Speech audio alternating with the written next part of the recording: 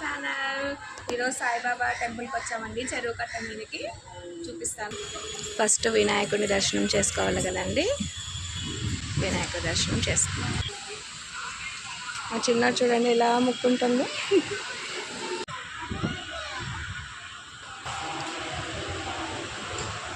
మధ్యాహ్న హారతి జరుగుతున్నది.